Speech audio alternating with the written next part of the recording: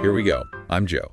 Good morning, good afternoon, or good evening, wherever you are in the world. Welcome back to Sip and Talk. I'm Sunny, and welcome to all our Sip and Talkers tuning in today. So I was scrolling through threads and Twitter this morning, and people are just still completely obsessing over Dan Kokotajlo. Oh, right, the former OpenAI forecaster. Yeah, exactly. I mean, walking away from $2 million in equity in Silicon Valley, that is not a casual career move. No, not at all. $2 million isn't like astronomical here, but giving it up just to issue a safety warning, that really proves he was genuinely terrified of what he was seeing on the inside. Right. It really validates that open secret, that 70% probability of an AI-driven catastrophe. It's chilling to actually sit with that number. It really is. And it made me think back to our previous conversations where we went from talking about AI strategic deception right into digital feudalism. We even brought up Kant and Nietzsche, which was, a bit wild. Yeah, that got really philosophical really fast. But I'm still stuck on that AI blind worship thing we talked about. Oh, you mean the part about them getting the loss function to zero like it's their god? Yes, exactly. I was looking at how we use AI agents in our daily lives now, and they act exactly like those relentless paperclip maximizers that Nick Bostrom warned us about. Right, totally. They have that complete dead-end logic. You give them a goal, and they optimize it flawlessly without any regard for human morality. Because the real danger isn't that AI wakes up with, an evil desire to destroy us. It's just cold math. It's executing a formula. Exactly. And that's why Dan and those guys are so desperate. They see these tech CEOs trapped in this corporate arms race, and they simply can't afford to put the brakes on these neural network black boxes. Yeah. If they slow down, the other guy wins. And that's the mission today. We are going to connect these philosophical blind spots to today's finance, our geopolitics, and the latest AI developments. It is going to be a packed show. And if we're talking about Dan's fears of AI advancing too fast, we just have to look at what happened in the tech industry this week. Oh man, the AI super golden week, it honestly proves his entire point. It really does. So OpenAI released GPT 5.6 to the public, and they drop it in 3 tiers: the Sol, Terra, and Luna tiers. Right. And the data on the top-tier Sol model is just nuts. In benchmark testing, it matches Anthropic's Fable 5 in intelligence, but it costs 50% less to run. Wait, hold on.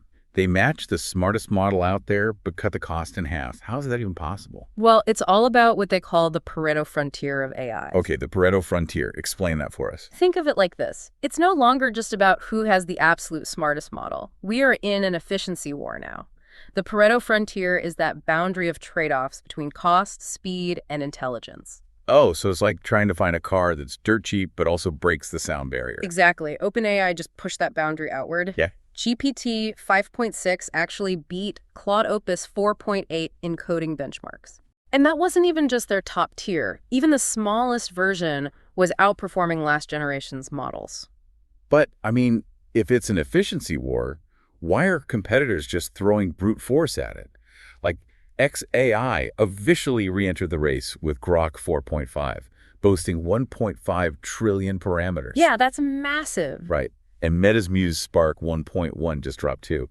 It feels like the opposite of efficiency. Well, it proves the arms race is accelerating everywhere. But if you think about the early days of electricity, it was just a parlor trick until it became cheap enough for everyone to plug into. And that's what these cheaper tiers represent. Intelligence is becoming virtually free. Exactly. And if it's virtually free, doesn't that just rapidly accelerate that 2027 recursive self-improvement timeline that Dan was so terrified of? Oh, absolutely.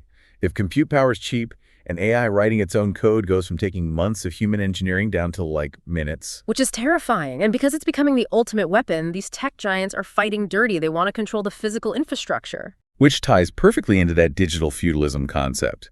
You want to be the lord who owns the land. Yeah.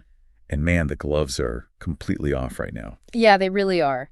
Let's talk about the lawsuit. Apple is officially suing OpenAI under the Defend Trade Secrets Act. Yeah, which is a huge escalation. We're talking federal court, not just a normal non-compete. Right. It's about a former Apple VP of product design, this guy Tan, who is now OpenAI's hardware chief. And Apple is alleging he used his connections to systematically poach hundreds of their employees. But here's the thing, poaching is totally normal in our tech scene, right? Oh yeah, it's just Tuesday. People jump ship all the time. Exactly. But they are claiming a specific engineer, Chen Liu, was caught taking highly confidential Apple data and hardware schematics before he left. Yeah, and that crosses a massive legal line. Ordering departing employees to steal hardware secrets is a federal crime. So why would OpenAI take that massive risk? Why are they so desperate for Apple's hardware knowledge? Because they don't want to rely on outside chips anymore. They want total vertical integration.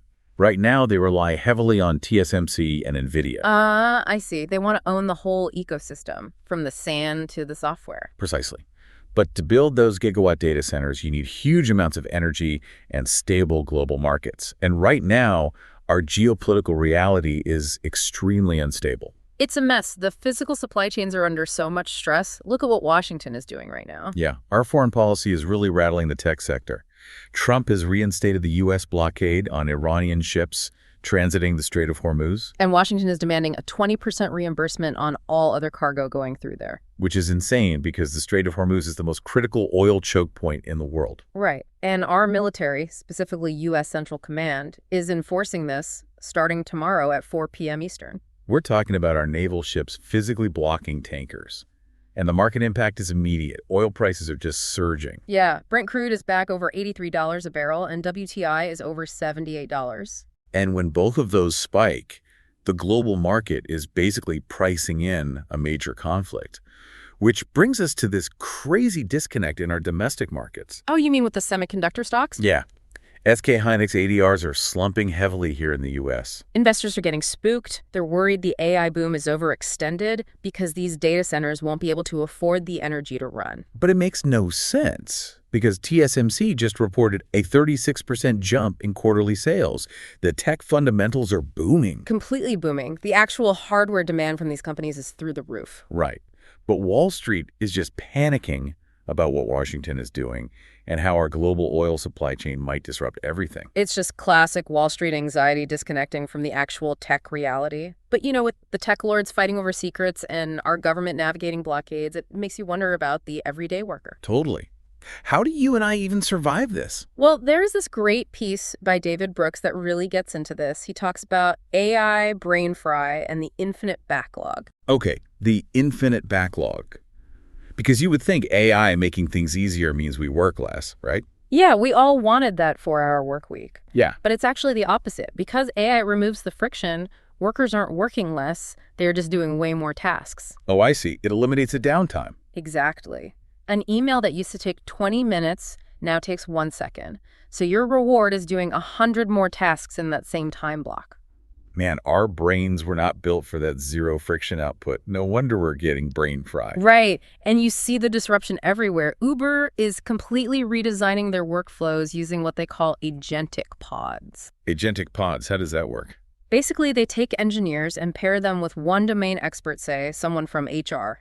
In a matter of days, they use AI to build an agent that completely automates that workflow. Oh, days. That's incredible speed. And it's happening in law, too. Harvey AI is basically threatening the traditional billable hour for lawyers. Oh, wow. Yeah, because instead of a junior associate taking 40 hours to do research, Harvey AI does it in seconds. Exactly. And look at 11 Labs, led by Madi. They are revolutionizing voice generation, crossing language barriers with perfect emotional inflection. It's wild. You can perfectly clone a voice with all the emotional pauses into flawless Spanish or whatever. Right. But this circles back to the UBI conversation from earlier. Universal basic income. If AI can do all our thinking, writing, and speaking, Brooks argues we might just become cognitive misers. Cognitive misers, like people who just hoard their mental energy and avoid thinking at all costs. Yeah, exactly. Because if we just let the AI do everything, UBI might just turn into a stability fee. A stability fee, like to keep a useless class docile. Basically, yeah. To keep people from revolting against the new digital feudal lords.